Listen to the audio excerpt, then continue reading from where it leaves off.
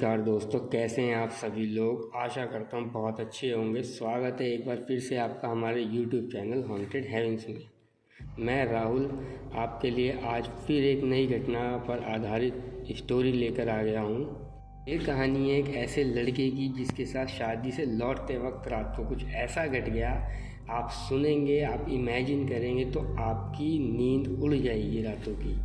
शायद सपने में भी नहीं सोचा होगा कि इस जर्नी के दौरान उसके साथ कुछ ऐसा घट जाएगा कि उसने सपने में भी नहीं सोचा होगा। आप लोगों को सिर्फ ध्यान से सुनना है और हम मेरे बोलने के साथ साथ इमेजिन करना है पूरी तरह से। तो आप लोग खुद भी कई दिनों तक रात को अकेले निकलने से डरेंगे। विश्वास नहीं मानोगे, हो सकता है कुछ दिनों के लिए आप लोग बहुत अच्छे खासे डर जाएं। आइए जानते हैं मनोज की कहानी पूरी डिटेल में, जो कि उड़ीसा के अंदर एक छोटे से गांव का रहने वाला था।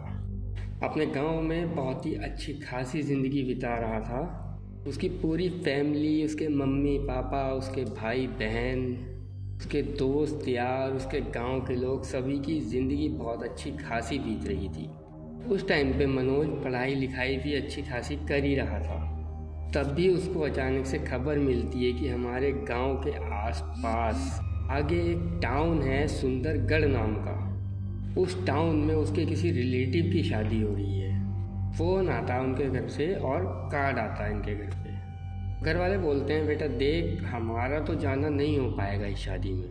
अपने गांव में अपने पड़ोसियों के यहाँ भी शादी है और भी कुछ शादियां हैं गांव के अंदर पड़ोस में। तो अपने आसपास की पड़ोस की शादियां छोड़ के इतनी दूर गांव में कहाँ जाएंगे हम लोग। फिर भी वो हमारे बहुत दूर के रिश्तेदार हैं, तो पास की शादियां छोड़ के हम लोग दूर कहाँ जा पाएंगे दूर के रिश्तेदारों के यहाँ। उनके यहाँ जाना ज़रूरी भी है क्योंकि वो दूर के हैं, लेकिन फिर भी बहुत ज़्यादा हमारे करीब भी हैं। क्या करें फिर। तो आशीष बोलता है, एक काम करते हैं, गांव वाली शादियां आप लोग अटेंड कर लीजिए और वहां पे मैं चला जाता हूँ। घर वाले बोलते हैं, क्या तू श्योर है, क्या तू जा सकता है वहां पर। बोलता है, अपने गांव से सुंदरगढ़ है ही कितना दूर, आराम से चला जाऊँगा, कोई डरने वाली परेशानी वाली बात नहीं है। बाइक से चला जाऊँगा आराम से, कोई दिक्कत वाली बात नहीं है। घर वाले बोलते हैं, दूसरे किसी साधन से चला जा, लेकिन ये नहीं मानता। ये कहता है, नहीं नहीं, मैं बाइक से ही चला जाऊँगा, बाइक से जाके मुझे ठीक लगेगा और मुझे बाइक चलाना कितना पसंद है आप लोग जानते ही हैं। इसी बहाने मेरी थोड़ी दूर की राइड भी हो जाएगी। घर वाले बोलते हैं, ठीक है, देख ले, तू ले जाना और अच्छे से एंजॉय करना और घर थोड़ा जल्दी आ जाना टाइम से। रात मत करना, देर मत करना बिल्कुल भी। दूसरे दिन के लिए रुकने की कोशिश मत करना, और अगर रुकना चाहे तो फिर रुक जाना, लेकिन रात को देर से मत निकलना। अगला दिन सुबह पूरी रोशनी हो जाए तभी आना, एकदम जल्दी भी मत निकलना। बोलता है, हाँ ठीक है भाई, आप लोग इतने टेंशन मत लो, ये 2-4 दिन पहले की बात है। मैं ठीक से जाऊंगा और ठीक से अच्छे से ही वापस आऊँगा। मस्त अपने घर से तैयार होता है, बढ़िया कपड़े पहनता है, टनाटन होके परफ्यूम लगा के बहुत फर्स्ट क्लास तरीके से तैयार होके अच्छे से सज धज के घर से निकलता है और अपनी बाइक उठाता है। बाइक उठा के सुंदरगढ़ पहुँच जाता है। उस टाउन में पहुंचता है। उस टाउन में पहुंचने के बाद शादी वाली लोकेशन पे पहुंच जाता है।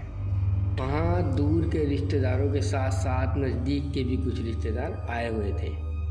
वहाँ सभी लोग इसके घर वालों के बारे में पूछते हैं, मम्मी पापा भाई बहन वगैरह सब क्यों नहीं आए। तो मनोज बोलता है कि थोड़ी सी प्रॉब्लम थी उनके साथ, उनको दूर पड़ रहा था, इसलिए मैंने सोचा क्यों ना मैं ही अकेले आ जाऊँ। तो बोलते हैं, ठीक है आओ बैठो, सब कुछ अच्छे से होता है, सबके साथ मिलना जुलना खाना पीना सब कुछ बहुत अच्छे से होता है। और देखते ही देखते लेट रात का टाइम हो जाता है, लगभग 10:30-11 बजे का टाइम हो जाता है फ्री होते होते। वहाँ पे और भी लड़के लड़कियाँ थे जिनको देख के उसे अच्छा लग रहा था, बातचीत कर रहा था सबके साथ घुल मिल के अच्छे से। और फिर शादी का माहौल कुछ ऐसा होता ही है, आप लोग एक बार चले जाते हैं तो जल्दी शायद आने का मन नहीं करता है। कई बार क्यों ना थोड़ी देर और रुका जाए, टाइम स्पेंड करा जाए। ऐसा ही इसके साथ भी होता है। बातचीत करते करते सबके साथ मिलते जुलते टाइम का पता ही नहीं चलता और लगभग 11:30 का टाइम हो जाता है। इसने जैसे ही अपनी घड़ी पे नज़र डाली, टाइम देखा, ये शॉक्ड हो गया बिल्कुल। इतना टाइम कैसे हो गया? इसके घर वाले फ़ोन भी कर रहे थे, इसको फ़ोन भी किया, कहाँ तक पहुँच गया? घर वाले पूछते हैं कि आ गया ना, अब तो पहुँचने वाला होगा या गांव तक पहुँच गया होगा। ये बोलता है नहीं नहीं, अभी नहीं, पहुँचा नहीं हूँ, मैं निकल रहा हूँ यहाँ से अभी। घर वाले इसको तुरंत मना करते हैं, नहीं नहीं नहीं, रुको, निकला नहीं है तो अब मत निकल अभी। बोलता है क्यों ना निकलूँ, क्या बात हो गई? निकल रहा हूँ ना, क्या बात हो गई? उसकी मम्मी बोलती है नहीं, अब इतनी रात को तू आएगा, ठीक नहीं है, अब मत निकल। इतनी रात को निकलना ठीक नहीं है, गांव का रास्ता है, अब सुबह ही निकलियो, अभी वहीं पे रुक जा, वहीं पे आराम से रह ले। ये बोलता है नहीं नहीं, मुझे अब थोड़ी नींद भी आ रही है और थोड़ा ऑकवर्ड भी लग रहा है। इतने भी नज़दीक के पहचान के रिश्तेदार नहीं हैं कि मैं यहाँ पूरी तरह से कंफर्टेबल होकर रात को रुक जाऊँ। पास के अपने खास कोई रिश्तेदार होते तो मैं रुक जाता, रात को यहीं पे सो जाता। कोई बात नहीं, आप लोग टेंशन मत लो, मैं आता हूँ ना। मम्मी मना करती रह जाती है। ये बोलता है हाँ चलो ठीक है, मैं देखता हूँ मुझे क्या करना है, देखता हूँ मैं आ रहा हूँ या नहीं आ रहा हूँ। आप लोग इतना ज़्यादा चिंता भी मत करो यार, सब कुछ ठीक है। घर वालों का फ़ोन रख देता है और ये लगभग 11:30 पौने 12 बजे के करीब अपनी बाइक लेके निकल जाता है घर आने के लिए। घर वालों के मना करने के बाद भी निकल जाता है, झूठ बोल देता है घर वालों को कि हाँ देखता हूँ आऊँगा कि नहीं आऊँगा, और निकल गया। और घर वाले इसलिए मना कर रहे थे, इतनी रात बेरात आना ठीक नहीं है, इतना परफ्यूम लगा है, इतने रास्ते आप लोग समझ ही सकते हैं गांव के रास्ते कैसे होते हैं। रात को अकेले वहाँ से बाइक से आने वाला था।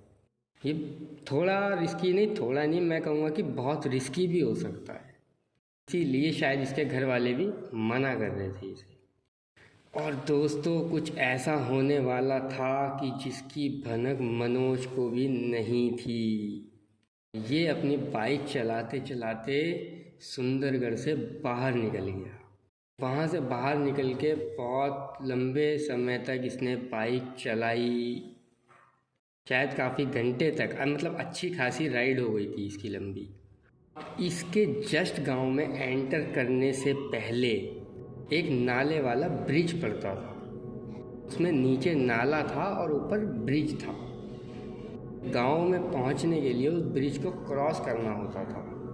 उसको आज थोड़ा सा बहुत अजीब सा लग रहा था कुछ। उसको ऐसा लग रहा था कि मानो आज मौसम में एक अजीब सा ठंडापन है, हवाओं में एक अजीब सी बर्फीली लहर है, अजीब सी ठंडक फैली हुई है पूरे वातावरण के अंदर। बाइक धीरे धीरे करके चला रहा है अपनी नॉर्मल स्पीड में, कि गांव वाले एरिया में था और आप लोग जानते हैं गांव वाले एरिया में इतने स्ट्रीट लाइट नहीं होते हैं, ज़्यादातर अंधेरा ही होता है लगभग गांव के जो सड़क होते हैं उन पे। के साथ भी कुछ ऐसे ही हो रहा था, जिस रास्ते पे चल रहा था वहाँ भी घनघोर अंधेरा फैला हुआ था। वहाँ पे जो कुछ भी लाइट थी, जो भी रोशनी हो रही थी, वो सिर्फ इसकी बाइक की लाइट की थी। कोई भी गाड़ी, कोई इंसान, कुछ नहीं चल रहा है, सिर्फ ये अकेला। ये अपनी बाइक धीरे धीरे चलाते चलाते उस ब्रिज के पास पहुँच जाता है। तभी दोस्तों उसको पीछे से ऐसा महसूस होता है कि कोई उसके पीछे चल के आ रहा है। इसे किसी के चलने की आहट महसूस हो रही थी, जो कि बिल्कुल साफ थी। क्योंकि उसको ऐसा महसूस हो रहा था तो ये अपनी बाइक रोकता है, क्योंकि बहुत धीरे धीरे चला रहा था, और पीछे मुड़ के देखता है। पीछे मुड़ के देखता है तो क्या पाता है कि पीछे कोई भी नहीं है। ये थोड़ा सा शॉक्ड हो जाता है देख के। ये वापस से अपनी बाइक स्टार्ट करता है और जैसे ही थोड़ा सा आगे बढ़ाता ही है दोस्तों, इसके कान में एक आवाज़ आती है, ऐसा जैसे कि कोई ज़ोर से हाँफता है, अजीब सी आवाज़ में। ऐसे हाँफने की आवाज़ उसके कान में आती है। तभी झटके से अपनी बाइक रोकता है, वापस एकदम से पीछे मुड़कर देखता है। उसने फ्लैश लाइट ऑन कर लिया था। पीछे मुड़ के देखता है तो इसे पीछे कोई नहीं दिखाई देता। इसके कान में एक अजीब सी ठंडक महसूस हो रही थी। कुछ देर पहले कुछ ऐसा सुनाई दिया था मानो इसके कान के पास कोई हाँफ रहा था। फ्लैश लाइट जला के देख रहा था तो ये जो थी, ये रोड जो थी, ये मिट्टी वाली रोड थी। देख के क्या पाता है कि मेरी बाइक के जस्ट बिल्कुल पीछे किसी के पैरों के निशान हैं मिट्टी में, वो भी उल्टे निशान पैरों के। ये बिल्कुल ताज़ा, आप समझ सकते हैं मिट्टी में कोई पैरों के निशान बने हों और कोई तभी चल के गया हो तो वो निशान दिखने में कैसे होते हैं, बिल्कुल फ्रेश निशान। देख के सोच में पड़ जाता है कि इतना फ्रेश निशान कैसे हो सकता है इस मिट्टी पे अभी, क्योंकि यहाँ पे से कोई भी नहीं गया है बहुत देर से। भी इसके दिमाग में आता है कि मुझे यहाँ पे बाइक नहीं रोकनी चाहिए, सोचता है मुझे जल्दी से जल्दी यहाँ से निकल जाना चाहिए। फ़ौरन बाइक स्टार्ट करता है और ब्रिज के ऊपर अपनी बाइक तेज़ी से चढ़ा देता है। जैसे ही बाइक ब्रिज के ऊपर चढ़ती है, इसकी बाइक में अचानक से ज़ोरों का झटका लगता है। किसी ने बहुत ज़ोर से बाइक को पकड़ के पीछे से खींच लिया हो, ऐसा झटका लगता है। जैसे ही झटका लगता है, इसकी बाइक गिरने को हो जाती है, लड़खड़ा जाती है।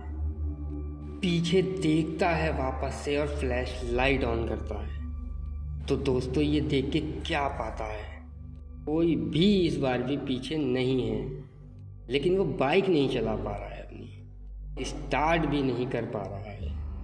मानो किसी ने जोर से उसकी बाइक को पकड़ के जकड़ रखा हो दोनों हाथों से, ऐसा उसे महसूस होता है। 1 इंच भी अपनी बाइक आगे नहीं बढ़ा पा रहा था। ये सब देख के वो बहुत ज़्यादा घबरा जाता है। पीछे फ्लैश लाइट जला के देख रहा होता है तो तभी अचानक से उसकी नज़र कहाँ पड़ती है कि बाइक का पिछला वाला हिस्सा है, टायर वाला, वो अजीब सा दबा हुआ है। मानो बाइक में पंचर होने के बाद जब कोई हम टायर को दबाते हैं, बिल्कुल वैसा ही एक तरफ से उसका टायर दबा हुआ था। किसी ने दोनों हाथों से दबा रखा था, पूरे काले हाथों का निशान दिखाई दे रहा था, जैसे मानो किसी ने काले गंदे कीचड़ से सने हुए हाथों से उसको दबा रखा था। और वो ये सब देख के इतनी ज़ोर से घबरा जाता है, वो समझ नहीं पाता है कि मैं क्या करूँ। बहुत ज़ोर से घबरा ही रहा होता है कि तभी उसके कान में वो आवाज़ दोबारा सुनाई देती है जो पहले आई थी, हाँफने की, हाँ करके, और ज़ोर ज़ोर से हंसने की बहुत ही लाउड आवाज़ आ रही थी, बहुत ही क्रिपी सी, डरावनी सी आवाज़। वो हंसी इतनी डरावनी थी और उस हंसी के साथ कोई बहुत ही भयानक आवाज़ में बोलता है, अब तो तू रुक गया है, अब नहीं बचेगा। ऐसा कोई बहुत ही भयानक डरावनी आवाज़ में बोलता है। बहुत ज़ोर से भगवान का नाम लेता है, बहुत ज़ोर से अपने मन में भगवान को याद करता है। ये एक बार फिर से अपनी बाइक को स्टार्ट करने की कोशिश करता है और इसकी बाइक अचानक से भगवान को याद करते ही फ्री हो जाती है। जैसे तैसे करके ये बाइक को लेके आगे बढ़ता है, कैसे तैसे करके अपनी बाइक को ब्रिज से नीचे उतारता है। फुल स्पीड में भगाता है, जितनी तेज़ भगा सकता था। ये कुछ ही से कुछ दिखाई नहीं दे रहा था, कितना अंधेरा है, कितना रास्ता ख़राब है, गड्ढे हैं, क्या है। जैसे तैसे अपनी बाइक को भगा करके सीधा अपने घर आ जाता है। घर आया था और बहुत ही घबराया हुआ था, क्योंकि रात भी काफ़ी हो चुकी थी, रात का काफ़ी लंबा समय हो चुका था। इसके घर वाले दरवाज़ा खोलते हैं, पूछते हैं इसको अंदर ले आके खाना खाएगा क्या। बोलता नहीं, मैं शादी में गया था और वहाँ से सब कुछ खा करके आया हूँ। बहुत ही अजीब सा पसीना पसीना हो रखा था डर की वजह से। घर में सब इसको देख करके पूछते हैं कि क्यों इतना पसीने पसीने हो रखा है, क्या प्रॉब्लम है। बोलता है कुछ नहीं, बस बहुत लंबे सफ़र से बाइक से आया हूँ तो शायद इसीलिए ऐसा कुछ हो रहा है। बिना किसी को कुछ बताए बोले सीधा अपने कमरे में चला जाता है। अपने कमरे में चला जाता है सोने के लिए। इसको अपने कमरे के बाहर कुछ ऐसा महसूस होता है कि कोई बार बार आ रहा है, कोई जा रहा है, कोई आ रहा है, कोई जा रहा है। पूरे घर में चल फिर रहा है, घूम रहा है। उसके दरवाजे में कोई हाथ मार रहा है, मानो जैसे नाखूनों से घिसने की आवाज़ आती है। इसके दरवाजे में नाखूनों से स्क्रैच कर रहा है। पूरी रात उसको ऐसा ऐसा महसूस होता है। वो ब्लैंकेट ओढ़ के सोने की कोशिश करता है। जैसे तैसे करके जब सुबह का टाइम होता है, थोड़ी रोशनी होती है, तो ये सो जाता है। अब उठता है आराम से 10-11 बजे करीब, क्योंकि उसकी मम्मी उसको कमरे से उठाने के लिए आती है। वो बोलती क्या नाटक है तेरा, रात भर तू इधर उधर क्यों घूम रहा था। घर वाले पूरे एरिया में घूम क्यों रहा था, तू ये बता। तुझसे उठा नहीं जा रहा, तो अब तक इतनी देर तक सो रहा है। ये बोलता है नहीं मैं तो नहीं घूम रहा था मम्मी। उसकी मम्मी बोलती है बाकी सब तो सो रहे थे, तेरे मम्मी पापा भाई बहन जितने भी लोग हैं घर में सब सो रहे थे, सिर्फ तेरे ही दरवाजे से लेके हमारे दरवाजे तक ऐसा लग रहा था कोई चल रहा है कोई फिर रहा है पूरे। तू नहीं करेगा तो और कौन करेगा। ये बोलता है घबराते हुए नहीं नहीं नहीं मैं ऐसा नहीं कर सकता। बोलती चल ठीक है चल छोड़, अभी जा और जाके मुँह हाथ धो ले, ब्रश करके चाय वाय पी। ये उठता है और इसको समझ नहीं आता है कि कौन था। मैं भी नहीं था और घर का कोई और सदस्य भी नहीं था। पूरी रात दरवाजे के पास कौन टहलता रहा, कौन था, समझ नहीं आ रहा था किसकी चहल पहल की आवाज़ आ रही थी इतनी। इसको ये सब सोच के बहुत अजीब सा लगता है। पूरा दिन जैसे तैसे करके निकाल देता है। दोबारा दूसरी रात का टाइम आता है। आधी रात के टाइम में गहरी नींद में सो रहा है और उसे अचानक ऐसा महसूस होता है, बहुत ही ज़ोर से अजीब से उसके दरवाजे में धक्का मारता है और इसके रूम का दरवाज़ा खुला है। कोई बहुत ही ज़ोर से टाक टाक टाक करके चलते हुए उसके बेड के पास आया, बेड के ऊपर बैठा, पर भी एक अजीब सा दबाव महसूस होता है। बेड के ऊपर बैठ के बहुत ज़ोर ज़ोर से सांस ले रहा है कि सांस भी एकदम बदबूदार गरम गरम सी अजीब सी। अभी उसको महसूस हुआ कि उसके सीने पे कोई बहुत ज़ोर से कूदा। वो अचानक से झटके में उठता है। उसके रूम में नाइट बल्ब जल रहा था, उसके साइड में ही बटन था, वो तुरंत लाइट ऑन करता है। दिखाई तो कोई नहीं देता है लेकिन उसके सीने में बहुत अजीब सा दर्द हो रहा था। सोचता है कि 100% कोई तो कूदा था मेरे सीने में। ये वो सारी चीज़ें महसूस कर ही रहा होता है कि तभी इसके रूम का जो विंडो था ना, विंडो की तरफ से इसको कोई खड़े होकर घूर घूर के देख रहा है। इसको ऐसा महसूस हो रहा था और जैसे ही ये विंडो की तरफ देखता है इसको वहाँ कोई नहीं दिखाई देता। वापस दूसरी तरफ देखता है और मोबाइल में देखता है। वापस से इसे ऐसा महसूस होता है कोई विंडो की तरफ से घूर घूर के देख रहा है, गर्दन मुंडी अपनी अंदर डाल के झांक के देख रहा है। फिर वापस झटके से देखता है तो उसे कोई दिखाई नहीं देता है। रात उसके दरवाजे पे कोई आ रहा है जा रहा है, आ रहा है जा रहा है, उसे ऐसा महसूस होता रहता है। कभी कोई भाग रहा है कभी कोई दौड़ रहा है। दरवाजे के पास धीरे कदमों से दबे कदमों से जाता है। ये जैसे ही दरवाजे का जो नीचे वाला हिस्सा होता है गैप वाला, वहाँ से झांक के देखता है, क्या पाता है दरवाजे के नीचे से कि कोई शैडो कोई अजीब सा शैडो एकदम जम के वहाँ पे खड़ा है और उस शैडो के पैर उल्टे दिखाई देते हैं। धुआं धुआं जैसा अजीब सा शैडो है। जैसे ही उसको देखता है मानो उसकी धड़कन सी रुक गई है, उसका खून सूख गया है बॉडी का। वो शैडो उसको वैसे ही उल्टे पैर के साथ दूसरे कमरे की तरफ जाती दिखाई देती है। सब कुछ एक एक चीज़ गैप से देख रहा था और सब साफ इसे दिखाई दे रहा था। ये पूरी रात रूम की लाइट ऑन करके हनुमान चालीसा बजाता है अपने फ़ोन में। ऐसे ही बैठे बैठे अपनी पूरी रात बिता देता है। सुबह का टाइम होता है, इसकी मम्मी वापस इसको उठाती है और बोलती है क्या हो गया, तू आज फिर ऐसे ही पूरी रात इधर से उधर घूम रहा था, ऐसे ही करते करते तूने पूरी रात निकाल दी। कभी हमारे दरवाजे के पास भाग रहा है कभी अपने दरवाजे के पास दौड़ भाग करते करते तूने पूरी रात निकाल दी। ये बोलता है नहीं नहीं मम्मी नहीं, मैं ऐसा कुछ नहीं कर रहा था, मैंने कुछ नहीं करा है, ये इस बारे में कुछ नहीं पता। मम्मी बोलती है झूठ मत बोल, तेरे अलावा कोई और नहीं हो सकता। इसको लगता है नहीं कुछ तो गड़बड़ है, इसकी तबीयत भी ख़राब होने लगी थी। इसके दिमाग में यही चीज़ बैठ जाती है कुछ तो गड़बड़ है, मुझे घर के पास वाले जो मंदिर है उसके पुजारी जी से मिलना पड़ेगा। ये अच्छा डिसीज़न लेता है कहीं ना कहीं। उठता है और उठ के अपना नहाना धोना करके सीधा पंडित जी के पास जाता है। मंदिर के अंदर जाके पंडित जी को सारी बात A to Z एक एक बात बता देता है जो इसके साथ घटी थी। पंडित जी बोलते हैं वहीं अपने गांव के नाले वाले पास के ब्रिज की बात कर रहा है तू? ये बोलता है हाँ पंडित जी मैं उसी ब्रिज की बात कर रहा हूँ। पंडित जी बोलते हैं पहली बात तो ये कि तुम आधी रात को उस ब्रिज के पास से आ ही क्यों रहे थे। बोलते हैं तुमने अपना क्या नाम बताया था। ये बोलता है मनोज। पंडित जी बोलते हैं यही तो सबसे बड़ी गड़बड़ हुई है। डर के एकदम पूछता पंडित जी क्या हुआ है, ऐसी क्या बात है जो आप ऐसा बोल रहे हो। पंडित जी बोलते हैं वो जो ब्रिज है ना नाले का, वो ब्रिज कहीं से भी नॉर्मल नहीं है, वो बहुत भूतिया ब्रिज है। तुम उस ब्रिज के पास से लौट रहे थे, वो भी आधी रात के समय। किसी ने तुम्हें पुकारा, किसी ने तुम्हें आवाज़ दी, तुमने पीछे मुड़ के देखा। बस यही तुम्हारी सबसे बड़ी गलती हुई और उसने तुम्हें चपेट लिया। डर के बोलता पंडित जी कौन होगा, किसने ऐसा किया है। पंडित जी से बताते हैं आज से लगभग 14 साल पहले की बात है।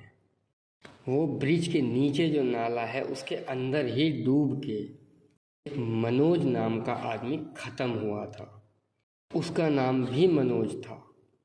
जब से वो ख़त्म हुआ ना, जो कोई भी आधी रात के वक्त उस ब्रिज पे से आता जाता उसको दिखाई देता है, वो उसको परेशान करता है। जिसका नाम मनोज होता है वो उसके पीछे लग जाता है। उससे वो खुद को कनेक्ट फील करता है कि इसका नाम भी मनोज है और वो वही है। इसीलिए वो तुमको बार बार सपने में आके बोल रहा है, हर जगह बोल रहा है कि तुम नहीं बच सकते, मैं तुम्हारे साथ ही हूँ। इसीलिए वो तुम्हें बार बार बोल रहा है। पंडित जी जानते थे क्योंकि आशीष जो मनोज है उसने एक एक बात पूरी पंडित जी को बताई थी।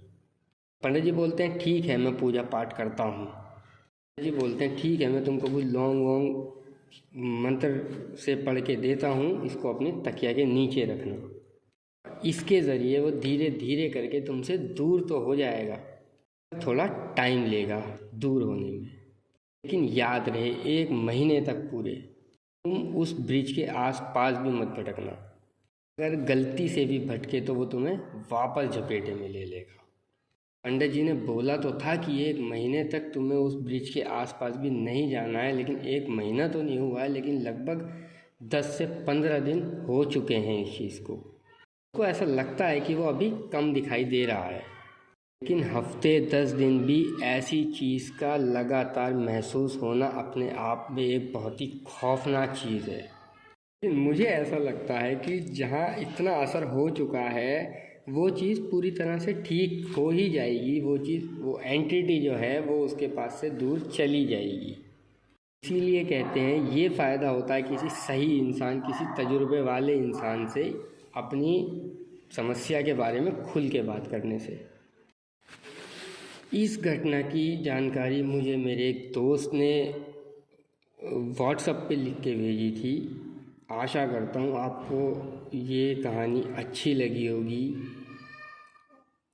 कृपया करके कमेंट करके हमें ज़रूर बताएं कि आपको कहानी कैसी लगी, ताकि हम आगे भी आपके लिए इसी तरह की रियल हॉरर स्टोरियाँ रेगुलर लाते रहें। लाइक करें, कमेंट करें और सब्सक्राइब करना ना भूलें।